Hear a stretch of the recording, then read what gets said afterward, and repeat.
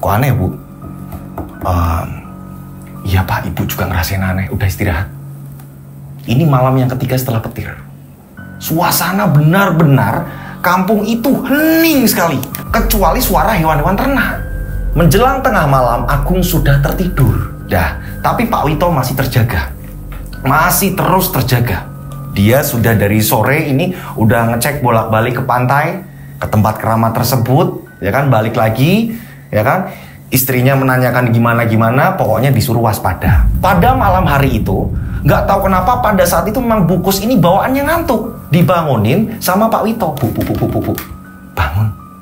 Bangun, Bu, bangun. Iya, Pak. Ibu ketiduran tadi sebentar, Pak. Bangun, Bu. Bangun. Udah. Malam ini kita nggak usah tidur. Ada sesuatu hal sepertinya, Bu. Walaupun belum ada petanda. Iya sih, Pak. Ibu juga aneh, Pak. Ngerasain yang aneh, terus awalnya ini beda ya, Pak. Iya. Assalamualaikum warahmatullahi wabarakatuh. Kembali lagi bersama saya Rian Agus Widodo, tentunya di channel RAW. Apa kabar semuanya? Mudah-mudahan kalian dalam keadaan sehat walafiat. Itulah doa saya setiap hari. Monggo silakan absen. Namanya siapa, kota yang di mana, biar saya kenal tambah dekat dengan kalian semuanya. Nah, nggak perlu lama-lama lagi. Ini adalah part 2-nya. Part 2 apa nih, Mas? Nah, part 2 di mana? Yang berjudul Bunda Ratu Kidul Ngamuk. Nah, ini part 2 dan penyelesaiannya. Kalian harus pantengin dari awal sampai akhir. Pastikan semuanya udah absen, semuanya udah beres. Di cerita kemarin ini ya, ini terakhirnya, ini pertanda ada sesuatu hal yang mengerikan akan terjadi. Karena apa? Kemarin ini hanya bunyi satu kali ketukan. Satu kali bunyi, tok. Dan disusul jatuhnya lonceng tersebut. Saat itu Pak Wito dan Bukus benar-benar panik. Dan apa yang terjadi? Tak perlu lama-lama lagi, kita langsung saja menuju ke ceritanya.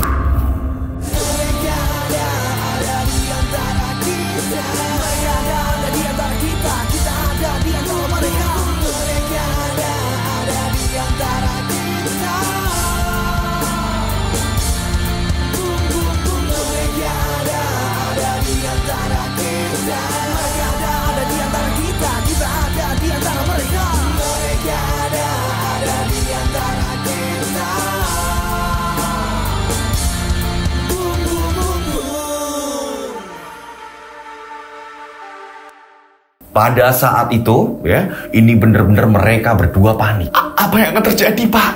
Bu, kita cek dulu, Bu. Kita cek dulu. Akhirnya mereka berdua ini ngecek ke depan. Dan ternyata benar. Ketika mereka melihat lonceng tersebut sudah tidak ada di atas, ya kan? Lonceng tersebut jatuh, ya kan? Ini berantakan. Mereka pun saling tatap.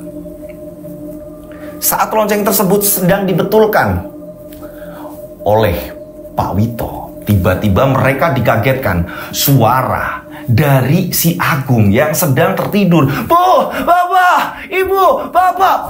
Bu, Agung, Bu. Nah, akhirnya Bukus langsung menuju ke kamarnya Agung. Nah, kenapa nah? Bangun nak. Agung ternyata mimpi. Bu, Agung mimpi, Bu. Mimpi apa, nak? Mimpi apa?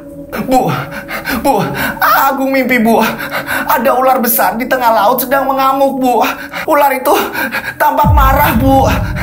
Agung takut, Bu. Agung takut. Dan ular itu langsung menyerang ke arah perkampungan kita, Bu. Apa yang kamu lihat, nah? Iya itu, Bu. Dan ada kakek-kakek menggunakan ikat kepala batik, Bu. Langsung menarik Agung, Bu. Itu buyut mule. Terdengar suara dari Pak Wito yang berada ini di depan pintu kamar. Bu, udah, sekarang saatnya Ibu bergemas-gemas. Ayo, Bu, ambil barang-barang. Ayo, seperlunya saja. Pak, kakek itu membawa keris Bapak. Iya, Le. Menunjuk ke arah mana, Le? Ke arah utara, Pak. Ke arah utara. Nah, Agung ini memberitahu. Bu, ikuti. Ke arah utara, Bu. Agung sudah mendapat isyarat. Iya, Pak. Ayo, Le, bangun, Le. Pak, ini akan terjadi apa, Pak? Udah, Le. Ayo. Berkemas-kemas. Cepat. Berkemas-kemas. Ya, ambillah yang secukupnya. Nah, lonceng yang tadi, ya kan, ini diberikan kepada Agung. Bawa ini, Le. Nah, pada saat itu ya kan, Pak Wito ini langsung menyuruh istri dan anaknya berkemas-kemas. Nah, setelah udah mempersiapkan barang-barang semuanya, termasuk lonceng itu diberikan kepada Agung. Bu, Agung, ayo kita kumpulkan warga-warga. Siapa yang mau ikut dengan kita? Ya Pak, ayo Pak. Nah, setelah sudah semua, mereka pun akhirnya mendatangi warga yang masih percaya. Kalau dibangunin mau, ya syukur. Kalau enggak, terserah. Nah, akhirnya diketuk pintu satu persatu. Pintu-pintu warga. Nah, yang masih percaya dengan Pak Wito akhirnya mau ikut. Udah kumpul nih di suatu tempat. Setelah itu, ya kan Pak Wito ngecek. Masih ada yang kurang belum? Udahlah Pak, udah cukup segini aja Pak De. Iya Om, segini aja. Iya Mas, segini aja Mas. Nih, iya. Nah, karena apa? Sebagian warga ini sudah tidak percaya dengan Pak Wito. Disusul amukan suara-suara hewan-hewan ternak yang ada di kampung tersebut. Wah, mulai gaduh. Akan tetapi Pak Wito berpikir ini masih ada yang kurang. Udah, sekarang gini. Kalian semuanya ya, ini cepat-cepat menuju ke arah utara. Pak, tapi Bapak mau kemana Pak? Pak, Agung, kamu sama Ibu beserta rombongan warga ini menuju ke arah utara. Sesuai apa yang ada di mimpi kamu tadi. Tapi Bapak, ikutkan Pak. Agung, Bapak harus tetap di sini. Dan Bapak akan mencari lagi orang-orang yang harus selamat dari tempat ini. Pak, Bapak harus ikut Pak. Kita bakal nungguin Bapak. Agung, jaga ibumu nak. Jaga ibumu. Bawa lonceng itu nak. Bawa lonceng. Tapi Pak, ayo Agung. Pak, Bu, ini sudah ketentuan. Iya Pak, Bapak. Ibu khawatir Pak. Udah, selamatkan mereka. Iya Pak. Nah, Agung nangis di sini. Karena apa? Pak Wito tidak ikut. Saat itu, para warga akhirnya mulai jalan berbondong-bondong. Mulai lewati jalan, sembari membangunkan orang. Kalau percaya syukur, kalau enggak terserah. Pak Wito pun ya kan berpisah dengan rombongan. Pak Wito ini mengingatkan warga-warga yang lain yang belum sempat dibangunkan. Agung nangis panjang jalan. Ayo nak. Ada juga yang dibangunkan, ini malah memaki-maki. Jangan sok tahu ya. Orang laut diem kok, nggak ada apa-apa. Nggak usah berisik, saya lagi istirahat. Ada juga yang ngomong, ya kan? Jangan percaya mitos. Kalian pernah dengar kan, kemarin si Wito, ya, ini udah berbuat yang nggak pantas di area tempat keramat yang kita percaya. Ada kotoran banyak di situ, ya kan? Termasuk mbak wanita. Masa iya kita masih percaya? Kalian ini dibodohin sama si Wito. Ya udah, akhirnya mereka pun jalan. Hanya beberapa warga saja. Mereka jalan yang jauh sekali. Agung nangis terus. Nah, Bu, nanti Bapak bakalan nusul kita kan Bu? Udah nak, ayo kita jalan, kita lanjut. Ya gimana nggak sedih? Karena akan ada sesuatu ya kan yang terjadi di kampung tersebut. Tapi Pak Wito nggak ikut menyelamatkan diri. Mereka berjalan jauh.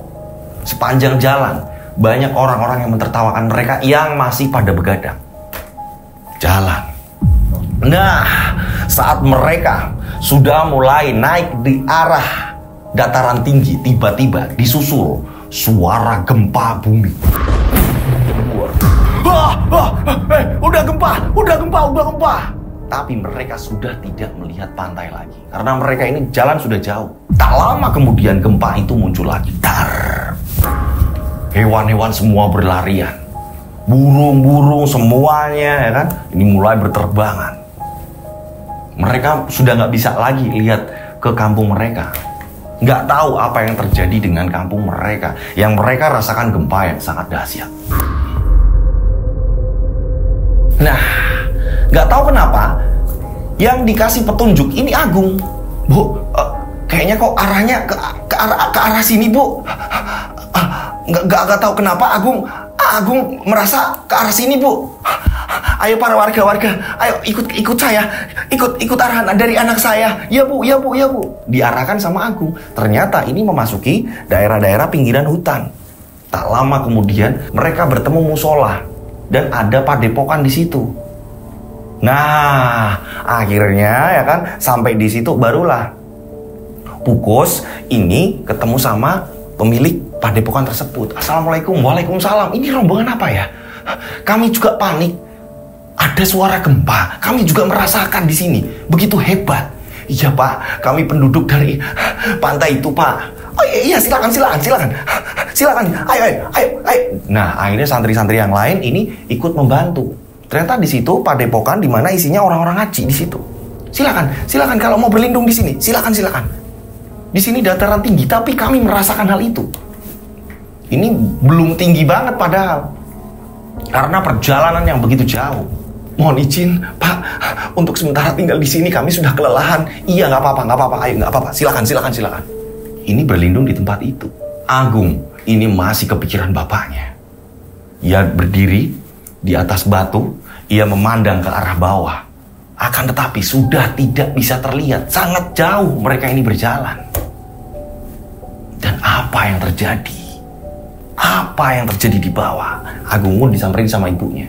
Agung, ayo, sudah dikasih makan, Le. Kalau nggak makan nggak enak. Bapaknya baik loh, Le. Yang punya padepokan ini. Ayo, Le. Bu, Bapak. Udah, ayo. Nanti Bapak kalau selamat, pasti akan berjumpa dengan kita lagi, Le. Bu, udah, Le. Ini sudah ketentuannya. Ayo. Iya, Bu. Akhirnya Agung pun ikut makan di situ. Tapi memang bener-bener kan, yang namanya orang jauh, terus bapaknya ditinggal dalam kondisi seperti itu, ini kan pasti kepikiran. Nah, pada saat itu, ya, ini Bukos ini menenangkan Agung.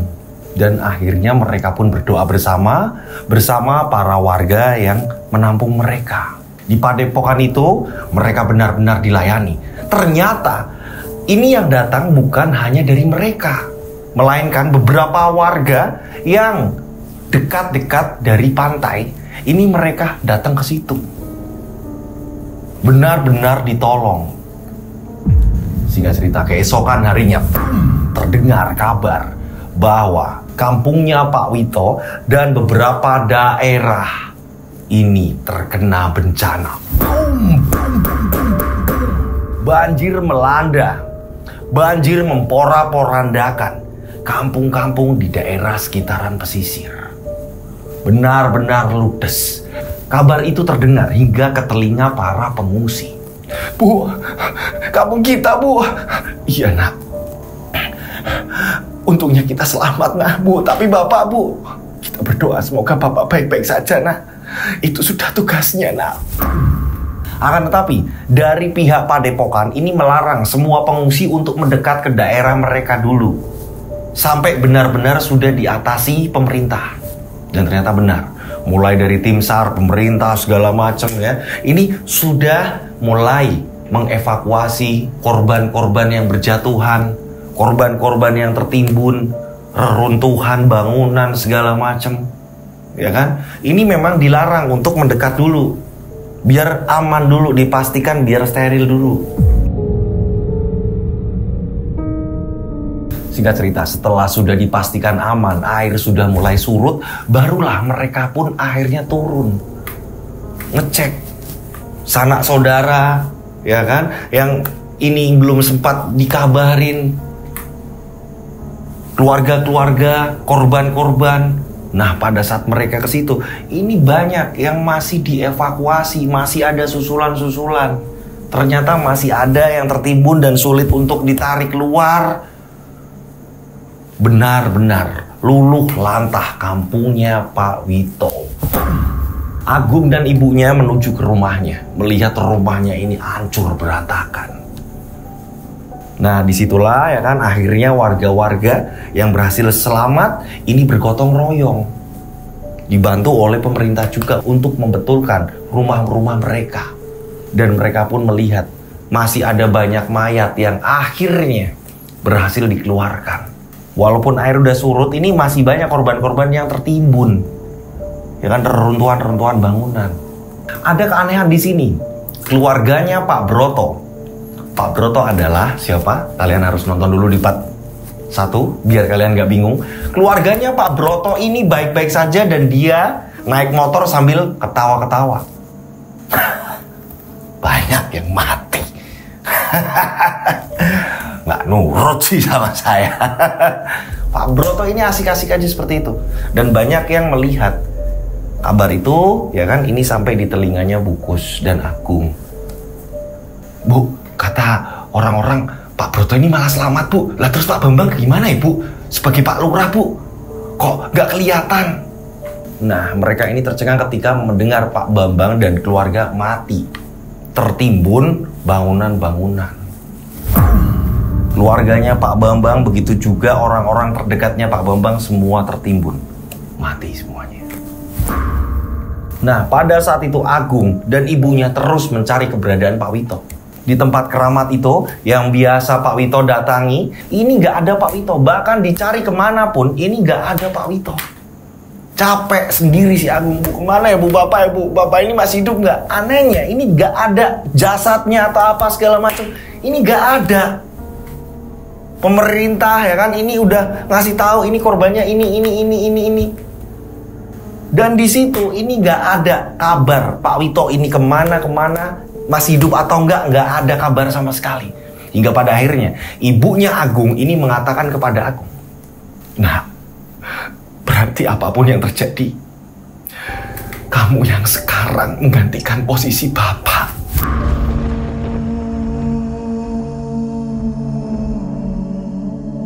Singkat cerita, akhirnya rumah itu ditempati kembali dan banyak warga-warga ya, ini yang banyak dapat bantuan, termasuk keluarganya si Agung. Nah, pada suatu ketika ini Bu Kus ini sedang berada di pasar, tidak sengaja melihat Pak Jali. Begitu juga Pak Jali melihat Bu Kus, akan tetapi Pak Jali ini seperti ketakutan, seolah-olah dia ini punya rahasia besar. Pak Jali, Pak, dikejarlah sama Bu Kus. Nah, Agung ini ikut sama ibunya pada saat itu. Bu, Pak Jali lari ke sana, Bu. Ayo Bu, ayo kita kejar. Kenapa Pak Jali takut ya, Bu? Nah, akhirnya dikejar. Ketika dikejar, Pak Jali ini kayak kebingungan. Pak Jali, sebentar. Saya mau ngomong. Pak Jali kenapa? Kenapa takut ketika melihat saya? Dan Pak Jali sekarang di mana? Tinggal di mana? Pak Jali, apa yang disembunyikan Bapak? Bapak ini seperti orang yang ketakutan. Pak Jali, saya mencari suami saya, bahkan saya sudah tanya sama siapapun yang pada saat di situ. Ini nggak ada yang tahu suami saya berada di mana. Saya udah minta pertolongan ke pemerintah, ke siapapun, nggak ada yang tahu keberadaan suami saya ini meninggal apa masih hidup. Nah, Pak Jali ini pasti tahu karena Pak Jali juga orang terdekat suami saya. Bu, meninggal dan tidaknya saya nggak ngerti, Bu. Tapi Pak Jali, tolong katakan pada saya. Iya Bu, ya ampun, saya ini harus gimana ya? Udah Pak Jali, cerita. Jadi gini Bu, apa benar Pak Wito itu punya selingkuhan atau punya istri lagi Bu? Loh, kok Pak Jali bisa ngomong seperti itu? Jadi gini Bu, pada saat itu katanya rombongan warga sudah ke arah utara bersama Ibu dan Agung. Nah, saat itu Pak Wito ngetuk-ngetuk pintu saya, Bu. Pintu rumah saya diketuk-ketuk berkali-kali. Dan saya bukakan, ternyata pada saat itu Pak Wito bersama perempuan lain, Bu. Apa Pak Jali? Pak Jali bilang, suami saya bersama perempuan lain. Iya, Bu. Udah gitu, perempuan itu menggendong bayi, Bu. Bu, kok bisa kayak gitu Bapak, Bu? Agung juga bingung. Pak Jali kenal? Saya nggak kenal, Bu. Sama sekali saya nggak kenal. Tapi saya disuruh mengantar wanita itu, Bu, ke suatu tempat. Dan Pak Jali nggak ikut. Dan Pak Wito ini malah nggak ikut, Bu. Itu Bu yang saya tahu. Kemana Pak Jali mengantar perempuan itu? Sudah jelas. Berarti suami saya masih hidup dan hidup dengan perempuan itu. Berarti selama ini apa kabar dari warga? Ternyata benar. Suami saya pasti punya selingkuhan. Bu, kita periksa dulu aja, Bu. Jangan menyimpulkan Bapak yang seperti itu. Agung bilang seperti itu. Nah, Pak Jali nggak mau nganter. Awalnya bener-bener nggak mau. Bu, saya takut. Saya nggak mau berurusan dengan Pak Wito, Bu. Beneran, Pak Jali. Karena hanya tinggal Pak Jali nih yang tahu keberadaan perempuan itu. Iya sih, Bu. Saya juga masih ingat pada saat itu pesan terakhir. Nanti kalau saya hidup atau mati, pesan terakhir Pak Wito itu bilang, kalau saya selamat, saya bakal menemui kamu. Apa, Pak? Suami saya bilang seperti itu. Iya, Bu. Antarkan saya sekarang ke tempat perempuan itu. Bu, tapi saya nggak mau, Bu. Saya takut, saya nggak mau. Pak, justru Bapak ini yang menutup-nutupi, ya, aib suami saya. Berarti Bapak ikut serta dalam perbuatan jahat. Berarti ternyata benar apa kata warga, di mana di tempat keramat itu pada saat itu ditemukan banyak pakaian-pakaian wanita. Tak hanya itu, ada juga pembalut.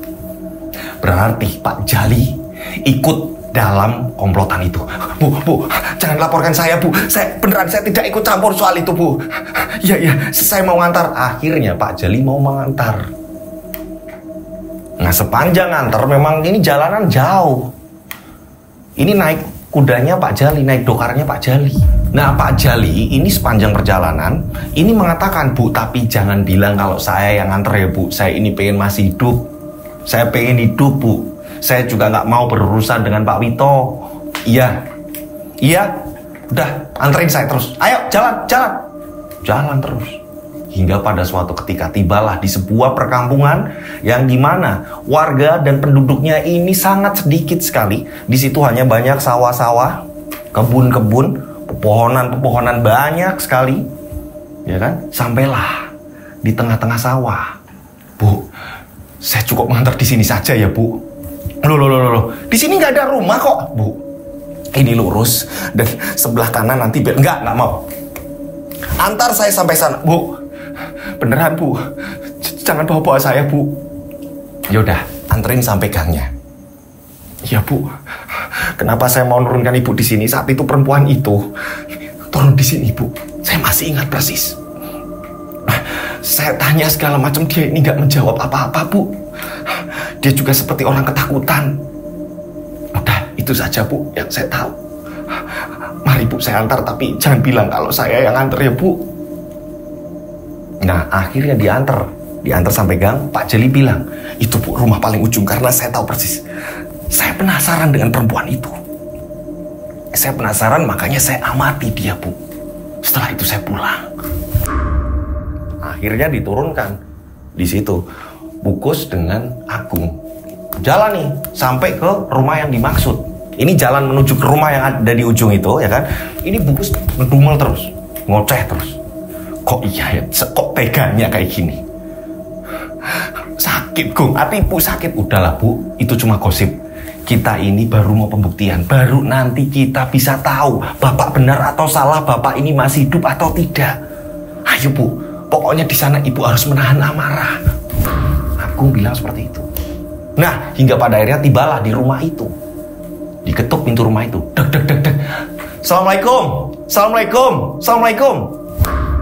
Memang kondisinya ini sepi sekali. Dan Agung melihat rumah yang lain, tetangga yang lain ini juga jauh. Dan ada rumah, ini satu rumah ini dikelilingi sawah. Dan ada kebun-kebun. Dibukakan pintu, jegrek. Ternyata yang keluar seorang perempuan tapi ibu-ibu tua. Waalaikumsalam. Cari siapa ya?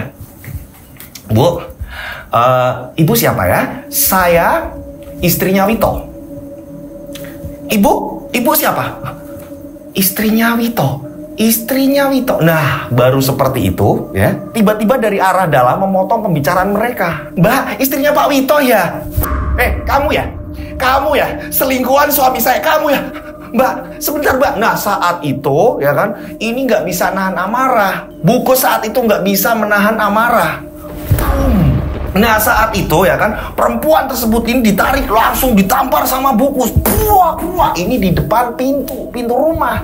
Ditarik, dikeluarkan. Buak. Bu, bayinya sampai nangis. Nah, perempuan tua itu tak terima, teriak-teriak, tolong, tolong, tolong, tolong. Ibu ya, nggak usah minta tolong, Bu. Di mana? Di mana suami saya? Ibu diam saja, nggak usah ikut campur. Para petani yang ada di sawah akhirnya ikut ke situ, datang ke situ, melerai. Sabar, ini ada apa, ini ada apa. Nah, dipisah. Agung juga megangin ibunya. Pak, perempuan ini Pak, selingkuhan suami saya Pak. Perempuan ini Pak, yang menghancurkan rumah tangga saya. Di mana suami saya? Di mana suami saya? Mbak, dengerin saya dulu Mbak, saya mau ngomong. Nah, petani itu juga bingung kan. Ini sebentar, ada apa-apa? Ada apa? Duduk. Kita sebut saja, petani tersebut ini namanya Pak Birin. Nah, pada saat itu Pak Jali, ya kan, yang dari kejauhan melihat keributan itu, Pak Jali nggak mau tahu. Dia ini justru malah mau putar balik. Agung ini manggil-manggil, Pak Jali. Pak Jali ini malah kabur. Pak Jali ketakutan. Nah, akhirnya Pak Birin tadi, ya kan, seorang petani dan ada beberapa warga, ini menenangkan. Ya kan, akhirnya duduk di ruang tamu. Ada apa? Awalnya bagaimana? Pelan-pelan, Mbak. Kalau mbaknya, ya, seperti ini, ya, ini gak akan selesai. Pak, saya tidak terima. Dia sudah menghancurkan rumah tangga saya. Mbak, dengerin saya ngomong. Saya mau menjelaskan. Nah, bayi itu akhirnya digendong sama ibu tua. Gendong sama ibu tua tadi. Nah, mbak-mbak ini yang sudah ditampar sama Bukus, ya kan, akhirnya menjelaskan. Usianya ini nggak jauh beda. Usianya sama Bukus nggak jauh beda. Duduk di situ. Saya ini Narsih namanya. Kita sebut saja namanya Narsih. Saya ini istri pertamanya Bambang, Mbak. Lurah Bambang. Hah? Istri pertamanya Lurah Bambang. Semua tercengang kan? Antara Bukus dan Agung ini tercengang. Bu, berarti kamu istri pertamanya Lurah Bambang? Iya, Mbak. Mbak jangan salah paham. Justru saya ini mau berterima kasih kepada Pak Wito. Tanpa Pak Wito mungkin saya dan bayi saya nggak bakalan selamat, Mbak. Justru Pak Wito ini yang menyelamatkan saya dan bayi saya, Mbak. Kamu nggak usah ngarang, kamu beneran, Mbak, demi Allah. Saat itu saya diselamatkan Pak Wito. Saya hanya dititipkan kepada Pak Jali. Pak Jali seorang kusir kuda, Mbak. Dan saat itu Pak Wito ini justru mau menyelamatkan warga yang lain, Mbak. Pada saat itu suara gemuruh-gemuruh, suara hewan, dan banyak warga yang panik, Mbak. Saya hanya dititipkan kepada Pak Jali. Hanya itu, Mbak. Dan memang Pak Wito mengatakan nanti akan balik lagi, tapi gak ada kabar lagi. Saya juga gak tahu, Mbak. Nah, apa nih hubungan Narsih dengan Pak Wito? Kok bisa ketemu Pak Wito? Ada apa ini? Hingga pada akhirnya Narsih menceritakan runtutan sebenarnya apa yang terjadi. Nah, kita flashback nih. Kita tarik mundur ceritanya. Sebelum ada bencana, sebelum semua terjadi. Nah, siapa Narsih? Narsih adalah istri dari Pak Bambang, istri yang pertama. Dan Narsih ini tidak tinggal bersama Pak Bambang. Gitu. Jadi Pak Bambang justru malah hidup dengan istri kedua yang ada di kampung tersebut. Nah, dengan Narsih, ini Pak Bambang mempunyai 2 orang anak. Akan tetapi, ya, pada saat malam itu, ya, ini Narsih diculik. Narsih diculik, dibawa ke rumahnya Bambang. Narsih pada saat itu malah justru disiksa. Narsih dimasukkan ke dalam kamar. Nah, Narsih disiksa di dalam kamar, ya. Ini istri yang keduanya Bambang, ini juga ikut menyiksa. Narsih kaget dengan semua ini ketika Narsih mendengar di luar ada perbincangan bahwa anak yang pertama ini sudah lama meninggal. Ini dikarenakan apa? Ditumbalkan oleh si Bambang. Yang rencana kedua ini mau kembali menumbalkan bayinya Narsih yang kedua ini. Narsih yang tahu rencana tersebut, Narsih akhirnya pada malam itu melarikan diri. Lari. Dia lewat jendela, ya kan, dengan membawa bayinya. Nah, pada saat itu penjaga kamar ini langsung mengejar Narsih. Mereka lalai. Ada satu kamar, ya kan, ini memang dikhususkan Kamar itu dikosongkan, ini untuk setiap apa-apa ritual semedi itu di situ. Nah, Narsi ini berhasil kabur dari rumahnya si Bambang. Dikejar-kejar. Nah, pada saat dikejar-kejar tak sengaja, kaki Narsi ini menginjak pecahan kaca. Nah, Narsi kesakitan dengan jalan yang susah mencabut kembali pecahan kaca itu ya. Ini dengan susah payah. Nah, akhirnya para penjaga itu mendengar, lari ke sana dia, lari ke sana, ayo kejar. Bayinya nangis berkali-kali. Ini dibungkam mulutnya sama Narsi. Nah, jangan nangis. Dengan kaki Narsi yang kesakitan, dia ngumpet di kandang kuda. Kandang kudanya siapa? Kandang kudanya Pak Jali. Nah, saat dia ngumpet, ternyata pada saat itu ada Pak Wito. Ketuk-ketuk pintu. Nah, Narsi nggak ngerti kalau itu Pak Wito. Pak Wito ketuk-ketuk rumahnya Pak Jali. Dag. Assalamualaikum Pak Jali. Pak Jali bangun Pak Jali. Ini saya Wito. Barulah Narsi tahu, oh ini Pak Wito. Ada sesuatu hal nih dengan Pak Wito ini. Nah, saat itu karena menahan rasa sakit, Narsi ini mencoba melihat lukanya. Saat tangan bayi itu dibuka, otomatis bayi ini nangis. Nah, Pak Wito mendengar, kok ada suara tangisan di samping rumahnya Pak Jali. Disamperi. Nah, ketemulah saat itu. Pak, tolong saya Pak, jangan apa-apakan saya. Enggak, ini ada apa? Sampai kenapa? Ditanya sama Pak Wito. Pak, ada orang yang mengejar saya. Tolong saya Pak. Tolong saya mau dibunuh Pak. Saya mau dibunuh. Anak saya mau ditumbalkan. Narsi belum selesai menjelaskan, tiba-tiba ada 4 pemuda, yaitu para pengawalnya si Bambang, datang. Di mana? Kayaknya di sini nih, daerah sini. Ya, di sini nih. Kita cari. Saat itu Pak Wito langsung melindungi Narsi. Kamu masuk lagi. Saya tutupin dengan ini. Ditutupi dengan jerami-jerami. Udah, kamu masuk lagi. Nah, Pak Wito akhirnya ditanya sama 4 pemuda itu. Pak, lihat perempuan bawa bayi ke arah sini Pak. Lihat nggak? Sampai lihat nggak? Mas, kalian kalau bisa secepatnya ya segera menyelamatkan diri. Laut sedang tidak baik-baik saja. Alah, saya ini mau nyari perempuan. Ayo, mana? Sebutkan, mana? Terus ini pada berisik di sini. Ya, di mana ya? Mas, sampai nyari perempuan membawa bayi, larinya ke arah sana. Saya tadi berpapasan. Benar Pak? Jangan bohong ya. Benar. Kalau nggak salah dia ini sedang kesakitan. Nah, iya benar. Berarti ke arah sana ya Pak? Ya. Yaudah. Ayo kita ke sana. Kita kejar. Akhirnya 4 pemuda tadi ya ini lari mengejar Narsi. Di mana ya kan ini dikasih arah yang salah. Sedangkan Narsi ini sudah berhasil disembunyikan oleh Pak Wito. Mereka ngejar ke arah yang memang udah disalahkan sama Pak Wito nih gitu. Ke arah yang udah disasarkan gitu kan. Nah, Pak Wito kembali ke perempuan itu.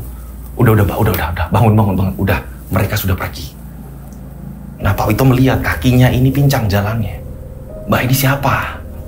Saya ini istri pertamanya Lurah Bambang. Pak Wito kaget. Saya Narsi, saya ini mau ditumbalkan. Dan Bapak ini Pak Wito. Iya, saya Wito. Mbaknya istrinya Lurah Bambang. Iya, saya istri yang pertama.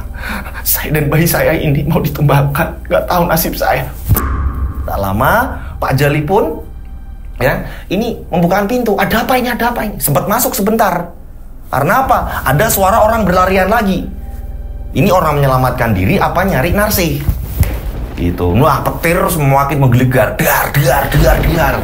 Tak ada kata-kata lain saat itu. Nah, Pak Wito bilang, Pak Jali, tolong selamatkan perempuan ini dan bayi ini. Tolong bawa ke tempat aman. Tolong, saya akan menyelamatkan warga-warga yang lain. Ini udah genting. Sebentar lagi laut mengamuk. Lah, tapi saya, kebingungan Pak Jali, hanya diutus itu. Nah, saat itu juga, ya kan, akhirnya berpisah. Pak Wito pun pergi, menyelamatkan warga-warga yang lain. Dan Pak Wito juga bilang sama Pak Jali memang harus ke pantai lagi, ke tempat keramat. Dia harus di situ menjadi seorang kuncen. Menunggu apapun yang terjadi, menunggui tempat itu. Nah, akhirnya Pak Jali kebingungan melihat si Narsih. Si Narsih juga ketakutan. Karena nggak tahu ini Pak Jali ini orang baik, orang bener atau apa, nanti bakal bocorin enggak gitu kan ya. Yang jelas hanya numpang dokarnya Pak Jali. Nah saat itu Narsih bilang, antarkan saya di kampung A, menyebutkan kampung A. Kampung yang sekarang ini ditinggali Narsih dan ibu tua itu. Sepanjang perjalanan Pak Jali ini penasaran, ini beneran berarti kabar dari warga. Kalau Pak Wito ini punya selingkuhan, ini berarti udah nggak salah lagi, udah pasti ini bener. Ya ampun, kok seperti ini ya Pak Wito, tega menyakiti istri dan anaknya. Tak lama ya kan, ini udah menjauh dari situ, mendengar suara menggelegar, buar, gempa bumi. Kuda sempat nggak mau jalan, akan tapi dipaksa Pak Jali akhirnya jalan lagi. Nah mungkin pada saat itu Pak Jali menyimpulkan jika perempuan tersebut adalah selingkuhan dari Pak Wito atau istri kedua. Setelah mengantar, ya kan, Narsih langsung menggendong anaknya dengan kaki kesakitan. Dia menuju ke tempat ibu tua itu. Ibu tua itu siapa? Ibu tua itu adalah budenya, bude dari Narsih. Flashback pun selesai. Itu Mbak, seperti itu. Dan saya baru tahu kalau beliau adalah Pak Wito. Pada saat itu, saya tahu kalau beliau itu Pak Wito saat Pak Wito ini membangunkan Pak Jali. Pak Wito. Dan saya juga baru tahu ketika Pak Wito bilang ke arah pantai, dia nanti akan menjaga. Terakhir di situ, saya jadi tahu Mbak siapa Pak Wito. Barulah Agung dan Pukus lega dan saling memaafkan. Nah, pada saat itu, Narsih pun meneruskan. Saya baru tahu Mbak, kalau dia ini Pak Wito, suami Mbak. Saya tahu semua Mbak. Saya tahu kan karena saya dengar sendiri rencana-rencana jahat Bambang Mbak. Apa itu? Penasaran semua si Agung juga. Ada apa? Rencana apa si Bambang ini? Ternyata Bambang ini punya rencana jahat terhadap Pak Wito dan keluarga. Akhirnya Narsih pun menceritakan, kembali flashback lagi nih. Ya kan, kembali flashback lagi, ya kan? Kenapa Bambang punya rencana jahat sedangkan Bambang ini terkenal baik, menjadi lurah di situ, terkenal baik. Justru malah si Broto, ya kan, yang benar-benar terlihat angkuh, terlihat sombong walaupun kalah gitu kan ya. Akhirnya Narsih menceritakan, kembali flashback lagi. Kita tarik mundur ceritanya. Pada saat itu Narsih mendengar obrolan-obrolan antara Bambang dan dukunya. Narsih mendengar dengan jelas. Jadi, Pak Wito ini punya bapak. Kita sebut saja namanya Mbah Karnadi. Sudah meninggal. Nah, Mbah Karnadi ini, ya, dia seorang kuncen juga yang akhirnya urutannya ini jatuh di Wito. Ketika Mbah Karnadi ini udah meninggal. Nah, di situ Narsih mendengar cerita kronologi, ya kan, meninggalnya Mbah Karnadi. Bambang ini punya bapak. Kita sebut saja namanya Mardiono. Gitu. Memang mereka ini, ya, keluarga Bambang, keluarga Pak Mardiono ini tidak tinggal di kampungnya Pak Wito, tidak tinggal di situ. Nah, keluarganya Pak Mardiono ini menjalani pesugihan. Ritual terakhir, ritual pesugihan harus dilakukan di tempat keramat yang sedang dijaga Pak Karnadi, bapaknya Pak Wito. Seperti biasa, ya kan? Pak Karnadi datang ke tempat keramat itu untuk membersihkan, memberi sesajen. Karena ini memang bentuk turun-temurun dari leluhur sebelumnya. Nah, pada saat itu, ya kan, ini dikagetkan. Pak Karnadi datang ke situ, ini tak jauh dari tempat itu, bapaknya Bambang, Pak Mardiono, ini sedang ritual. Itu ritual terakhir.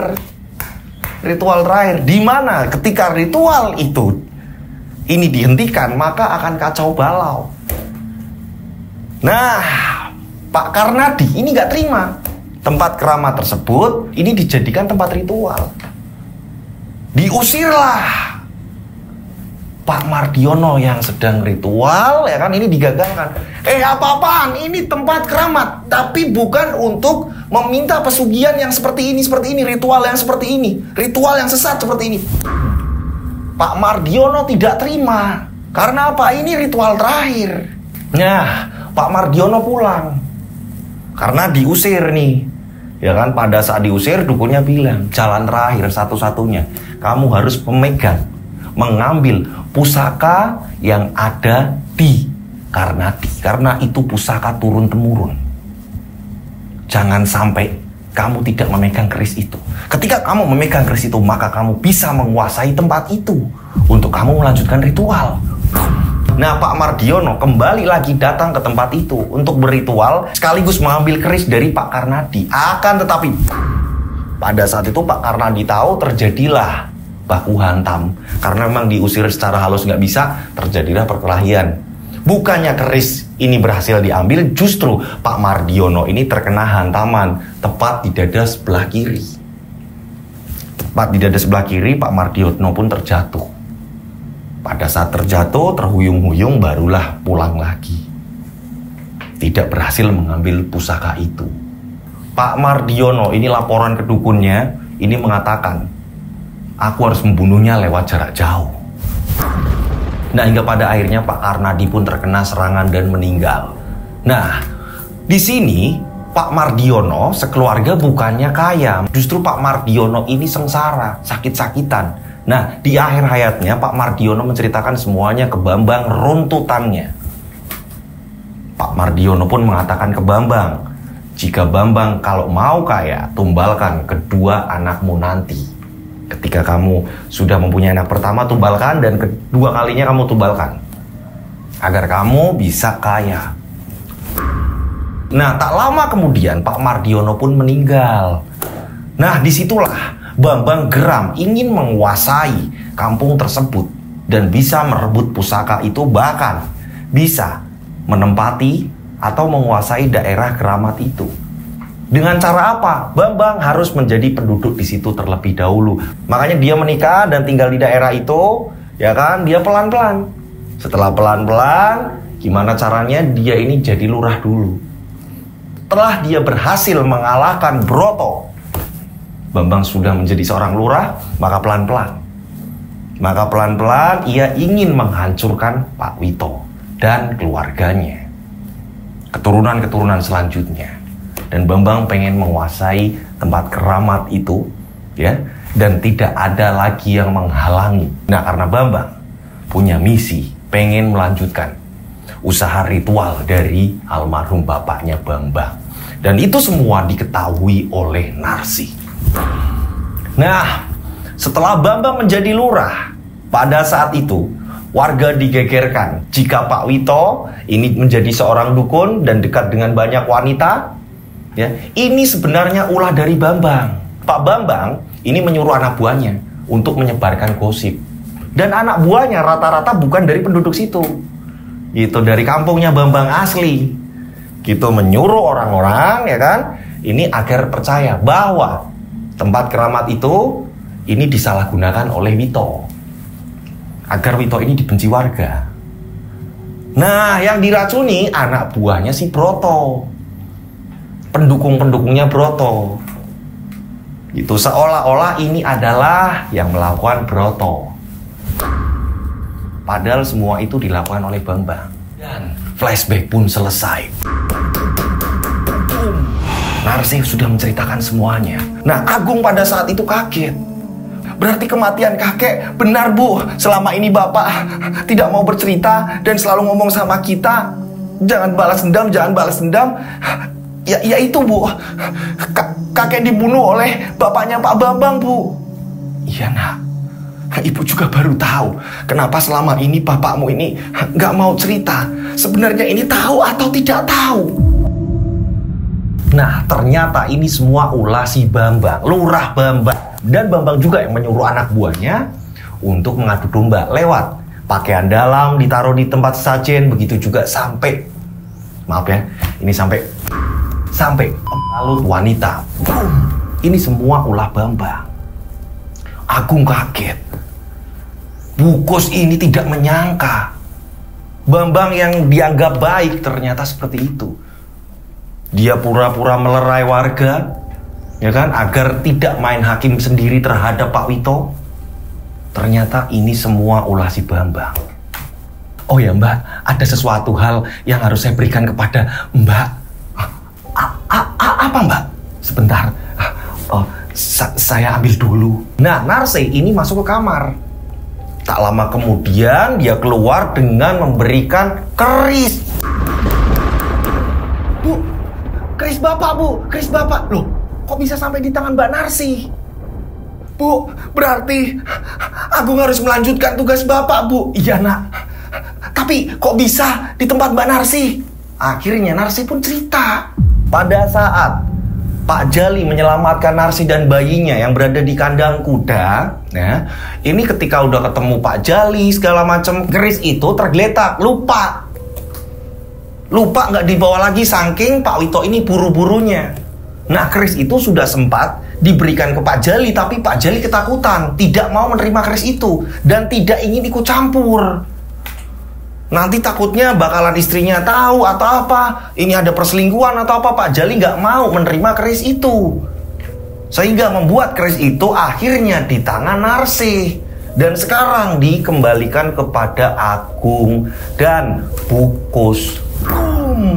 Penjelasan itu, Bukus juga mengatakan jika Lurah Bambang pun sudah meninggal. Narsi pun lega. Nah, singkat cerita, akhirnya Agung pun melanjutkan tugas bapaknya.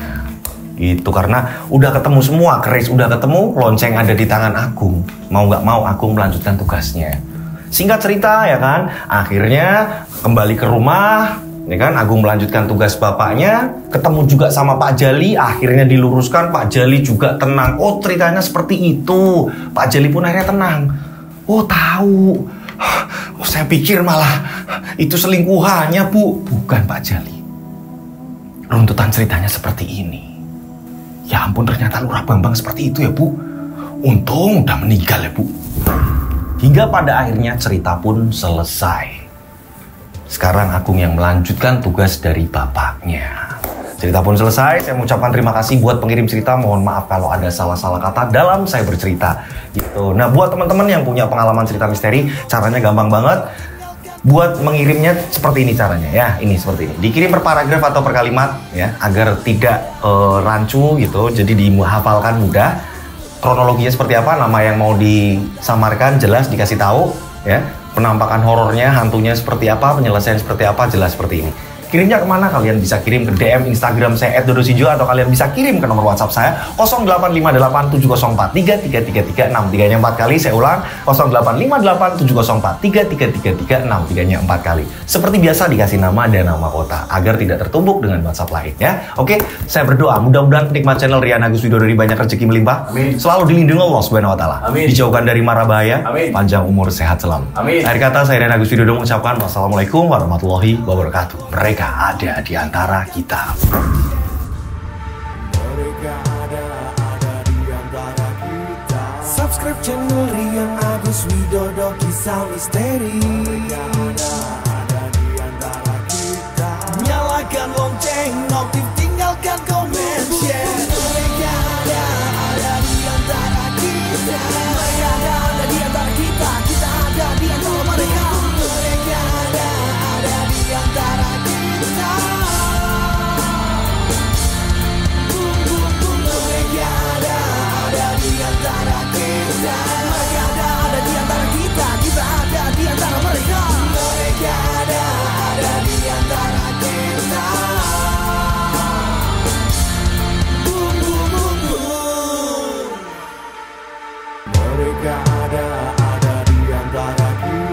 Subscribe channel Rian Agus Widodo, kisah misteri.